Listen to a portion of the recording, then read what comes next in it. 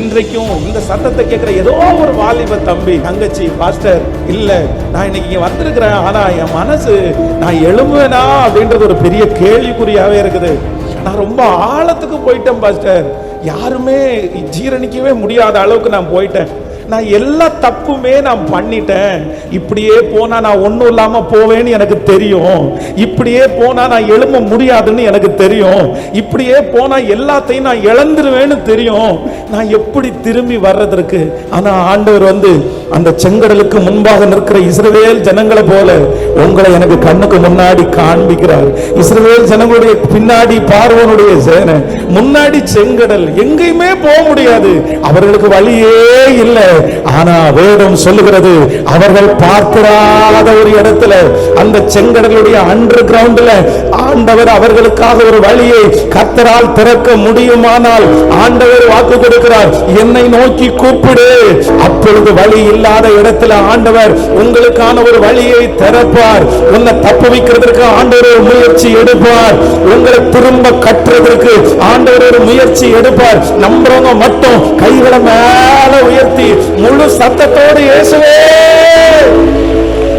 என்ன மீட்டெடுக்கிறதற்கு, என்ன மீட்டெடுக்கிறதற்கு உங்களால முடியும், உங்களால முடியும், உங்களால முடியும்.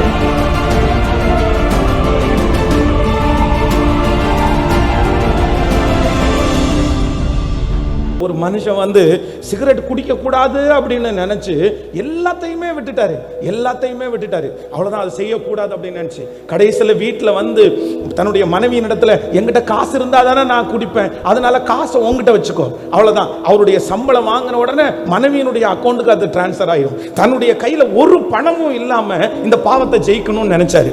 அதற்கு பிறகு சரி, இன்னும் திருப்பி பார்த்தா ஃப்ரெண்ட்ஸ் இடத்துல இருந்து வாங்கி குடிக்க ஆரம்பிச்சிட்டாரு. ஐயோ இதில் நான் ஃபெயில் ஆயிட்டேன். அதுக்கப்புறம் யோசிச்சாரு, இனி ஃப்ரெண்ட்ஸ் யார்ட்டையுமே நம்ம பேசக்கூடாது, வேலையை போறோமா முடிச்சோமா திரும்பி வரணும் அப்படின்னு ஒரு ட்ரை பண்ணாரு. இப்படியே அந்த மனுஷன் ட்ரை பண்ணி கடைசியில எப்படின்னா தன்னுடைய வீட்டுக்கு போறது கூட அந்த டைமிங் மட்டும் உள்ள போயிட்டு கதவை சாத்திட்டாரு. ஆனா இரவு படுத்து கிடக்கும் போது சிகரெட் அடிக்கணும் அடிக்கணும் அடிக்கணும்ன்ற அந்த எண்ணத்திலிருந்து விடுதலை ஆக முடியாம நைட்டு 12 மணிக்கு வீடு திறந்த சத்தம் மனைவி கேட்டுருவாங்கன்றதுக்காக மெதுவா திறந்து தன்னுடைய முழங்காலே நடந்து தெருவில் போய் அவங்க சிகரெட் அடிச்சு போட்டிருந்த அந்த துண்டுகளை பொறுக்கி சிகரெட் அடிச்சுட்டு இருந்தாராம்.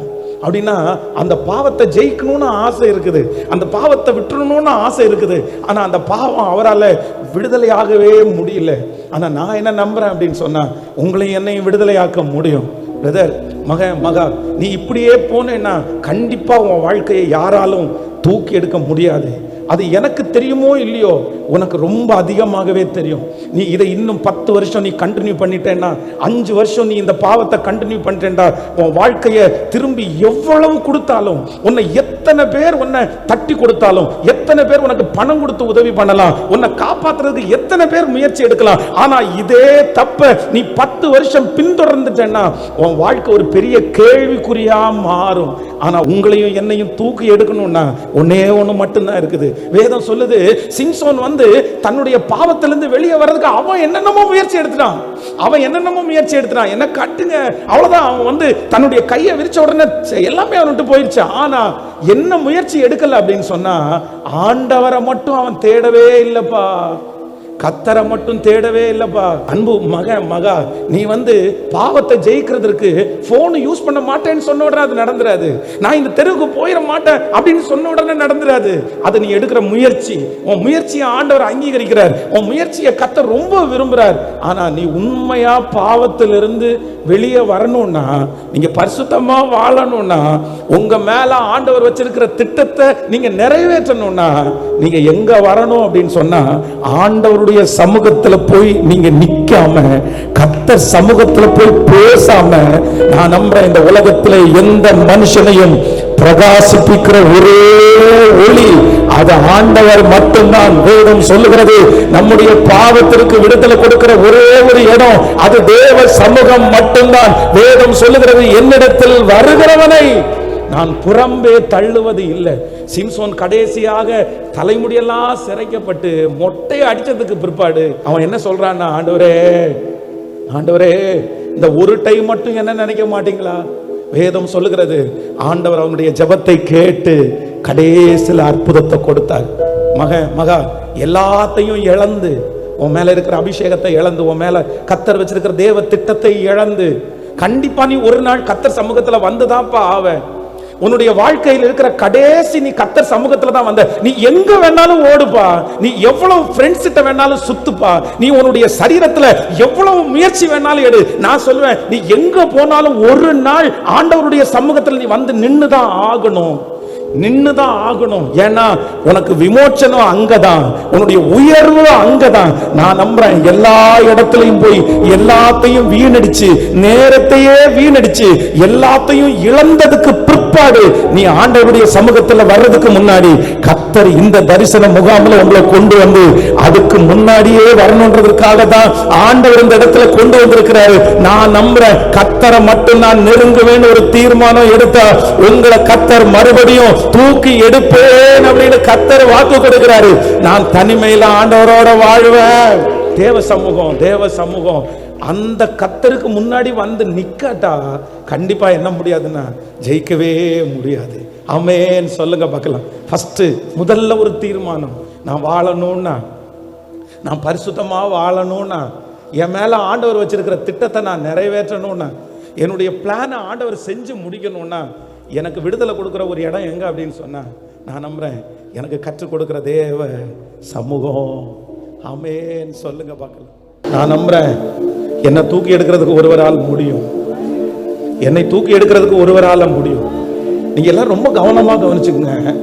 நீங்க வந்து கர்த்தர் சமூகத்தை தவிர, ஆண்டவர் சமூகத்தை தவிர, ஆண்டவருடைய பிரசன்னத்தை தவிர வேற எங்கேயுமே நிச்சயமா சொல்றேன், நீங்க என்ன முயற்சி வேணாலும் எடுங்களேன், என்ன முயற்சி வேணாலும் எடுங்களேன், பாவத்தை ஒரு தேவனுடைய பிள்ளை ஜெயிக்கணும்னா, பாவத்தை ஜெயிக்கணும்னா முதல்ல யாரோட ரொம்ப நெருக்கமாயிரணும் அப்படின்னு சொன்னா, ஆண்டவரோட நெருக்கமாகாத, ஆண்டவருடைய ஹெல்ப்போட இல்லாத ஒரு தேவ பிள்ளையால கண்டிப்பாக பரிசுத்தமா வாழ முடியாது, பரிசுத்தமா வாழ முடியாது. எனக்கு ஒரு ரொம்ப துக்கமான விஷயம் என்ன அப்படின்னு சொன்னா, உங்களுக்கு நிறைய பேருக்கு அகைன் ஆண்டவர் ஒன்று ஊழியத்துக்கு அழைச்சிட்டாருன்னா, இல்ல ஆண்டவர் ஒன்ன ஒரு நல்ல விசுவாசியா வைக்கணும்னு நினைச்சா கூட நிறைய பேருக்கு ஆண்டவரை நிறைய பேருக்கு தெரியல. வேதம் சொல்லுது, ஏலியினுடைய பிள்ளைகள் வந்து தேவாலயத்துல தான் இருந்தாங்க. ஏலியினுடைய பிள்ளைகள் வந்து அந்த தேவாலயத்திலே வருகிற எல்லாருமே பலி செலுத்துகிறத பார்த்துட்டாங்க. ஆனா வேதம் சொல்லுது, அவர்கள் இன்னும் யார அறியல அப்படின்னா, கர்த்தரை அறியல. பாஸ்டர் தெரியும், சர்ச்சில் எந்த இடத்துல பலி செலுத்துவாங்கன்னு தெரியும், எந்த இடத்துல ஆண்டவர் வந்து இறங்குவார் எல்லாமே தெரியும். ஆனா யார அறியல அப்படின்னா, கர்த்தரை அறியல. கவனிங்க கவனிங்க கவனிங்க, ஒன்று ரொம்ப கவனமா நினைச்சுக்கோ. நீ யார அறியணும் அப்படின்னு சொன்னா, யார அறியணும்னா, இன்னைக்கு இந்த பிரேயர் நடந்துட்டு இருக்கவே நீ ஒண்ணு மட்டும்தான் சொல்லணும், ஆண்டவரே உங்களை அறியணும், ஆண்டவரே உங்களை அறியணும், ஆண்டவரே உங்களை அறியணும், ஆண்டவரே உங்களை பற்றி நிறைய தெரியணும், ஆண்டவரே தெரியணும், ஆண்டவரே. நான் நம்புறேன், ஆண்டவரை அறிகிற அறிவு மட்டும், ஆண்டவரை பற்றி நீங்க நிறைய தெரிஞ்சுக்க ஆரம்பிச்சீங்கன்னா இந்த உலகம் என்னன்ற அறிவு உங்களுக்கு வரும்.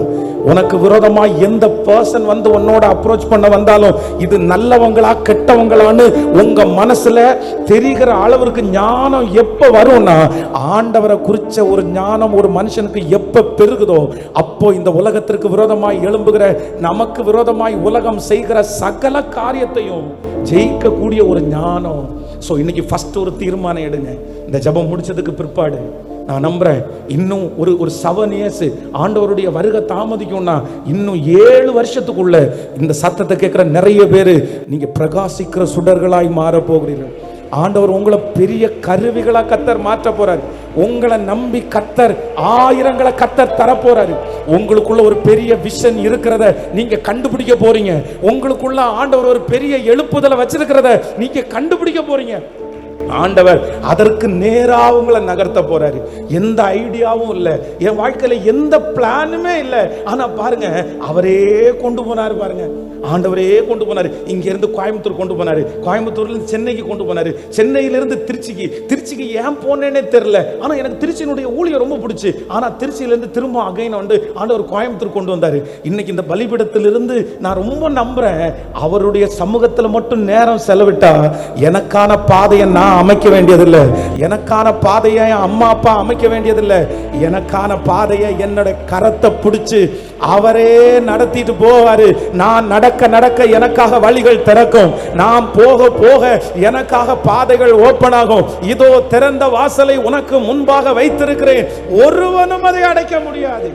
சோ ஒரே ஒரு பர்சனை ஆண்டவர் தேடுறாரு, ஒரே ஒரு பர்சனை ஆண்டவர் தேடுறாரு. நான் நம்புறேன், சத்தமா கை தட்டுறதுனால அல்ல, சத்தமா கத்துறதுனால மட்டும் இல்ல. எப்படி ஆண்டவரை ஆராதிக்கணும்னா உணர்வு பூர்வமா. எத்தனை பேர் ஆண்டவரோட பர்சனலா எத்தனை பேர் பேசி இருக்கிறீங்க? அந்த ஃபீல் எத்தனை பேருக்கு இருக்குது? தனியா என்னைக்காவது ஆண்டவரிடத்துல போய் நின்று நான் இப்படிதான் இருக்கிறேன்னு நீ சொல்லி இருக்கிறியாப்பா? பைபிளை திறந்து வச்சு வாசிச்சு என் கூட பேசுங்க சாமி. அந்த பேசின உடனே உங்களுக்குள்ளே ஒரு அனல் புறப்பட்டு ஆண்டவர் பேசுற அந்த வெளிச்சம் இருக்குல்ல, வேதத்துல இருக்கிற தாட் இருக்கு பாருங்களேன், இந்த மாதிரி தாட் எல்லாம் ஆண்டவர் பேசும்போது உன்னுடைய இருதயத்துக்குள்ளே அப்படியே கொழுந்து விட்டு அந்த ஃபீல் உனக்கு வந்திருக்குதா? வேதத்தை தியானிச்சு பழகி இருக்கிறீங்களா? அந்த வேதத்துல அப்படியே அமர்ந்திருந்து பழகி இருக்கிறீங்களா? அந்த திருப்தி நான் நம்புறேன். இந்த உலகத்துல இருக்கிறதெல்லாம் உனக்கு ஏன் பெருசா தெரியுது தெரியுமா? உனக்குள்ள ஏன் நிறைய சந்தேகங்கள் வருது தெரியுமா? நீ இன்னும் இந்த கடல்ல நீ மூழ்கவே இல்லப்பா. இந்த கடல்ல நீ மூழ்கணும். நீங்க ஜெபிக்கிற நேரம், நீங்க ஜெபிக்கிற டைம்னு, நீங்க ஜெபிக்கிற இடம்னு ஒண்ணு இருக்கணும். அந்த இடத்துல நீங்க போகிறதுக்கு முன்னாடியே உங்களுக்காக ஒருத்தர் காத்து இருக்கிற அந்த அனுபவம் இந்த ஜெபம் முடிச்சதுக்கு பிற்பாடு. ஸோ எல்லாத்தையும் கொஞ்சம் ஒதுக்கி வச்சுட்டு எல்லாத்தையும் இனி கொஞ்சம் அப்படி தள்ளி வச்சுட்டு, ஃபர்ஸ்ட் நம்பர் 1, ஆண்டவர் இங்க இருக்கிற நிறைய பேரை தூக்கி எடுக்கிறதற்கு கர்த்தர் விரும்புறாரு. ஆண்டவர் உன்னை மறுபடியும் தூக்கி எடுக்கிறதற்கு கர்த்தர் விரும்புறாரு. இந்த இடம் முழுக்க ஒரு பிரசன்னம் நிரம்பி இருக்கிறத நான் உணர்றேன். ஆண்டவர் அவருடைய கையை நீட்டி அவருடைய கரத்தை வச்சு நிறைய பேர் விழுந்து, நிறைய பேர் எழும்ப முடியாம பாரு. ஒன்று நினச்சிக்கோங்க, பிசாசு சில நேரத்தில் நமக்கு கொடுக்குற எல்லாமே பாவம்ன்ற எல்லாமே நிறைய நேரத்தில் இலவசம்தான்ப்பா. கடந்த நாட்களில் டாக்டர் படித்த ஒரு பையன், டென்டலிஸ்ட், அவனை நான் சந்திச்சேன். அப்படியே மயக்கமா சர்ச்சுக்குள்ள வந்தான். இளம் மனைவி, ரொம்ப அழகான பொண்ணு, அவங்க 2 பேரும் சேர்ந்து வந்தாங்க. அவனை திடீர்னு தள்ளாடுறான். அவனை கீழே உட்கார வச்சேன். என்னப்பா அப்படின்னு கேட்டான். அவங்க அப்பா பெரிய கோடீஸ்வரர். கோயம்புத்தூர்ல ஒரு டென்டல் ஹாஸ்பிட்டல் வச்சு கொடுக்குற அளவுக்கு அவங்க அப்பா பெரிய ஆளு. ஃபர்ஸ்ட் ஒரு 10 lakhs இன்வெஸ்ட்மெண்ட் பண்ணி ஒரு டென்டல் கிளினிக் ஒன்று வச்சு கொடுத்துருக்காரு. ஆனா அந்த பையனுக்கு அந்த இடத்துல செய்யவே முடியல. ஏன் அப்படின்னு கேட்டேன். அவன் சொல்றான், எங்க அப்பா ஒரு சர்ச்சினுடைய எல்டர். நான் சர்ச்சிலே தான் பாஸ்டர் கிடப்பேன். எனக்கு சர்ச்சுக்கு எனக்கு ரொம்ப தூரம் இல்லை. பாஸ்டர் நான் அங்கிள் தான் கூப்பிடுவேன். பாஸ்டருடைய வீட்டில் கிச்சன் வரைக்கும் போய் நான் எடுத்து சாப்பிடுவேன். ஆனா காலேஜ் படிக்கிறதுக்காக வெளியூர் வரும்போது ஒரே ஒரு பையன் சின்னதா கொஞ்சம் பொடி மாதிரி ஒன்று கொடுத்தான். என்னன்னு கேட்டேன். இல்ல இதுதான் கஞ்சா அப்படின்னு சொன்னேன். ஏப்பா இது ரொம்ப காஸ்ட்லி ஆயிடுச்சு, இது உனக்கு எப்படி கிடைச்சுன்னா? அல்ல காஸ்ட்லி எல்லாம் கிடையாது, இது ஃப்ரீ தான், நீ டேஸ்ட் பண்ணி பாரு அப்படின்னு சொல்லி ஃபர்ஸ்ட் எனக்கு கொடுத்த கஞ்சா, ஃபர்ஸ்ட் நான் யூஸ் பண்ண கஞ்சா ஃப்ரீயா வந்துச்சு பாஸ்டர். எனக்கு ஃப்ரீயா தான் கொடுத்தாங்க. அந்த கஞ்சாவை நான் யூஸ் பண்ணிட்டேன். ஒரு 12 days, ஒரு 12 நாள் அந்த கஞ்சாவை எனக்கு ஃப்ரீயாவே கொடுத்தாங்க. டெய்லி அந்த பையன் எனக்கு கொடுப்பான். டெய்லி அடுத்து 12 நாள் தாண்டி அந்த பையன் சொல்றான், இல்ல நீ கஞ்சா கொடுக்குற, ஜஸ்ட் ஒரு 10 rupees கொடுக்குறியா, 10 ரூபாய் கொடுக்குறியா?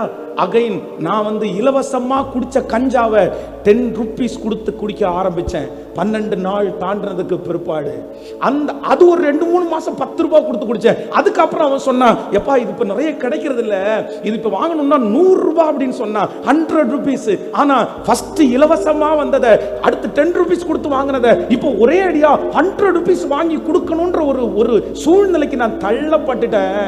எனக்கு ஒண்ணுமே பண்ண முடியல. அது என்னால அதை கண்டிப்பா என்னால சாப்பிடாம இருக்கவே முடியல. எனக்கு சாப்பிட்டா ஆகணும்ன்ற ஒரு சூழ்நிலையில் நான் தள்ளப்பட்டுட்டேன். 100 rupees கொடுக்க ஆரம்பிச்சேன். அதற்கு பிறகு காலேஜ் படிச்சு முடிக்கிறதுக்கு முன்னாடி ஃப்ரீயா வாங்கின அந்த கஞ்சாவை 2000 ரூபாய்க்கு வாங்க வேண்டிய ஒரு சூழ்நிலையில தள்ளப்பட்டேன்.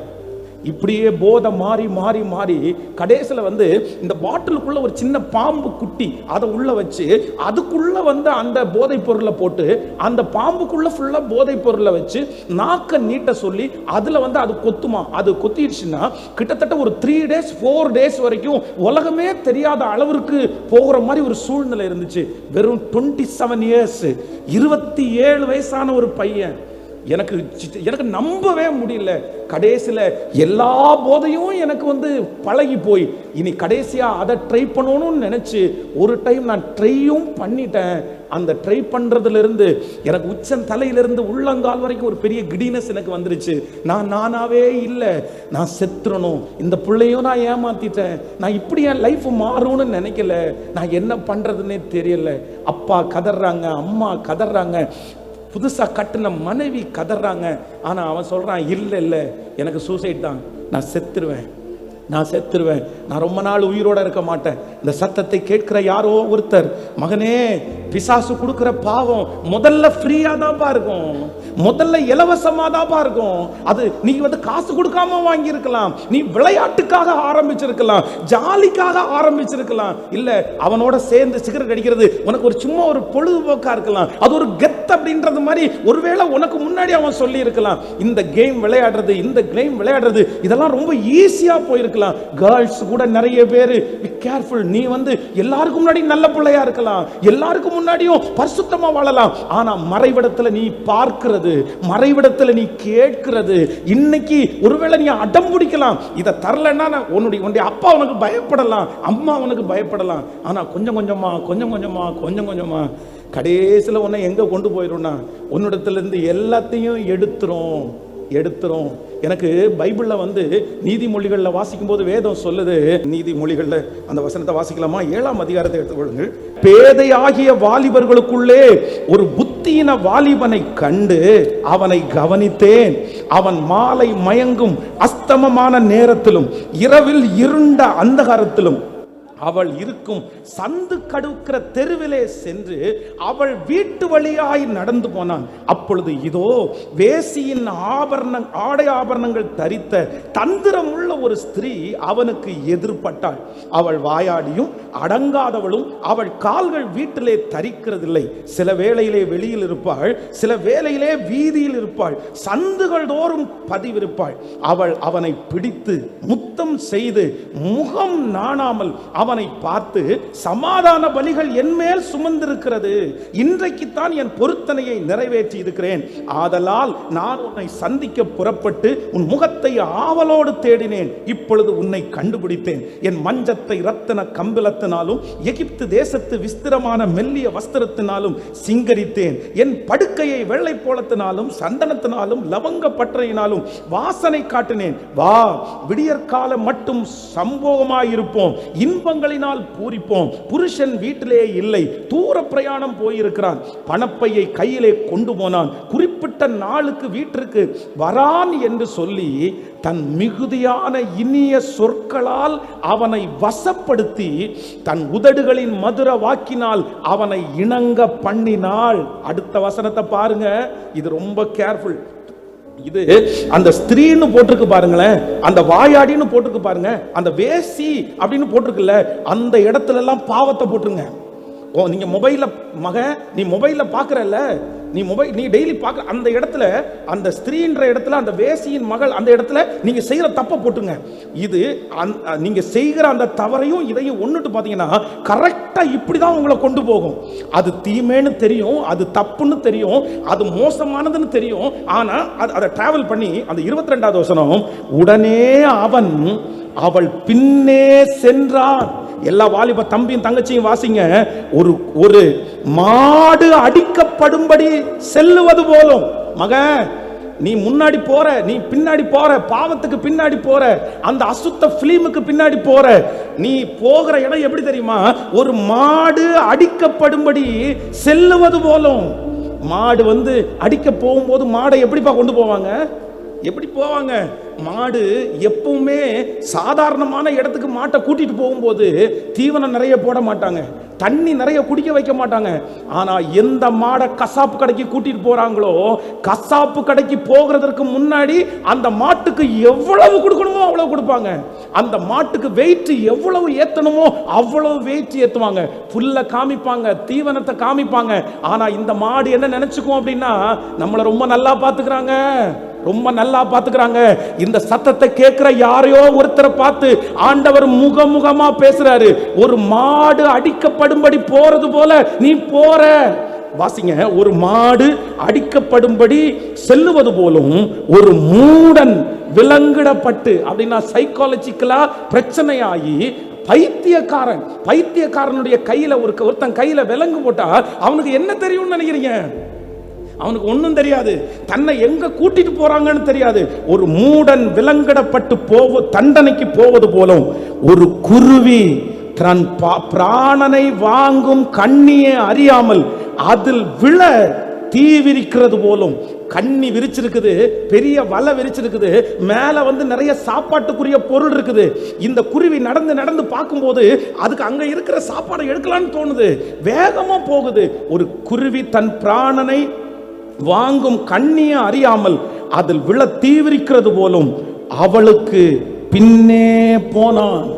பாவத்திற்கு பின்னே போனான், மொபைலுக்கு பின்னே போனான், கஞ்சாவுக்கு பின்னே போனான், நண்பர்களோடு பின்னாய் போனான். நீங்க அந்த கடைசி லைனை எல்லாரும் சேர்ந்து வாசிக்கணும். அம்பு, சத்தமா சொல்லுங்க எல்லாரும் பாருங்க. அம்பு அவன் இருதயத்தை கிழிக்கலையாமா, அம்பு அவன் வயிற்ற கிழிக்கல, அம்பு அவனுடைய நெஞ்ச கிழிக்கல. அம்பு எங்க போயிச்சாமா? சத்தமா, அம்பு அவன் ஈரலை பிளந்தது. இந்த மெடிசன் டிபார்ட்மெண்ட்ல யாராவது இருந்தா அவங்கள்ட்ட போய் கேளுங்க. நம்முடைய சரீரத்திலே இருக்கிறதுலையே எல்லா அவயவத்துக்கும் ஒரு ஒர்க் இருக்குது. ஆனா நம்முடைய சரீரத்துல இந்த ஈரல் அப்படின்ற ஒரு பார்ட் இருக்கு பாருங்களேன். இந்த பார்ட்டுக்கு இருக்கிற ஒரு பெரிய வேலை என்ன தெரியுமா? இந்த குடிகாரங்க இன்னும் நிறைய பேர் இந்த சூசைட் பண்றதுக்காக நிறைய பேர் எடுத்துக்கிறாங்கல்ல. இந்த சூசைட் பண்றவங்க சாகாம பாதுகாக்கிறதுக்கு ஒரு முக்கியமான அவயவம் என்ன அப்படின்னா ஈரல். நம்முடைய சரீரத்தில் இருக்கிற எல்லா அவயமும் டக்குன்னு அதுக்கு அட்டாக் பண்ணா முடிஞ்சிடும், அது அவ்வளவுதான். அதுக்கப்புறம் அது ரெக்கவர் ஆகாது. ஆனா ஈரல் மட்டும் அதுல டாப் மோஸ்ட். எவ்வளவு நம்முடைய சரீரத்தை ரெக்கவர் பண்ண முடியுமோ, ஈரல் மட்டும், நம்முடைய சரீரத்தில் இருக்கிற ஈரல் மட்டும் திரும்ப திரும்ப திரும்ப அது ஓவர் கம் பண்ணும், திரும்ப திரும்ப ரெடி ஆகும். எவ்வளவு பெரிய பிரச்சனை ஆனாலும் கொஞ்சம் அப்படியே கிளியர் கஷ்டப்பட்டாலும் அதுக்கப்புறம் திரும்பி புதுமையா மாறும். நம்முடைய உடம்பையே ரீப்ரொடியூஸ் பண்ற, மறுபடியும் உயிரை கொடுக்கிற மிகப்பெரிய அவயவம் தான் என்ன அப்படின்னு சொன்னா இந்த ஈரல். ஆனா வேதம் சொல்லுகிறது எங்க டச் ஆயிடுச்சு அப்படின்னா அம்பு அவன் ஈரலை. அப்படின்னா இதுக்கு நான் என்ன அர்த்தம் நினைக்கிறேன் அப்படின்னு சொன்னா, சில பாவத்துல எல்லாம் நீ விழுந்துட்டேன்னா மகன், சில பாவத்துக்கு பின்னாடி நீ போயிட்ட அப்படின்னு சொன்னா திரும்ப மறுபடியும் உன்னை தூக்கி நிறுத்துறது அப்படின்றது 25 இயர்ஸ். இந்த ஊரை விட்டு நான் கிளம்பி 25 வருஷம், 25 இயர்ஸ். இந்த 25 வருஷத்துல 20 வருஷம் ஊழியத்திலே இருக்கிறேன். எத்தனையோ பேரை பார்த்துட்டேன். எச்சரிக்கும் போதெல்லாம், சொல்லும் போதெல்லாம் நிறைய பேர் கேட்கவே இல்லைம்மா, கேட்கவே இல்லை. உங்களுக்கு என்ன தெரியும்? நிறைய பேர் கேள்வி கேட்டாங்க, நிறைய பேர் சந்தேகப்பட்டாங்க. ஆனா ஒரு காலகட்டம் அதுக்கு அடிமையாகி அதுல இருந்து வெளியே வர முடியாதுன்ற ஒரு சூழ்நிலையில நிறைய பேர் என்ன பார்த்து கெஞ்சி இருக்கிறாங்க. எப்படியாவது என்ன தூக்கி எடுக்க முடியுமா, எப்படியாவது தூக்கி எடுக்க முடியுமா? ஆனா எனக்கு ஒண்ணு தெரியும், இந்த சத்தத்தை கேட்கிற நிறைய பேர் நீ இன்னும் ஆண்டவர் உன்னை கைவிடல, கர்த்தர் இன்னும் உன்னை கைவிடலன்றதுக்கு ஒரு மிகப்பெரிய அடையாளம் தான் இந்த வாலிபர் முகாம். இந்த வாலிபர் முகாமில் இந்த சத்தத்தை நீ கேட்டுட்டு இருக்கன்னா, இந்த சத்தத்தை நீ கேட்க வேண்டிய அவசியமே இல்லை. ஆனா என்னமோ தெரியல, மறுபடியும் கர்த்தர் உன்னை தூக்கி எடுக்கணும்ன்ற ஒரே ஒரு காரணத்திற்காக நீ போகாதப்பா, நீ விழுந்துடாதப்பா, நீ என்னமோ ரொம்ப பிரச்சனைக்குள்ள போற. உன் மேல ஆண்டவர் நீ பிறக்கும் போதே ஸ்பெஷலா தெரிந்து கொள்ளப்பட்ட பிள்ளை. உன்னை கொல்றதுக்கு பிசாசு எத்தனையோ முயற்சி எடுத்தான். உங்க அம்மா உன்னுடைய வயிற்றுல இருக்கும் போதே நீ சாக வேண்டியவன். அந்த ஆக்சிடென்ட்ல நீ சாக வேண்டியது.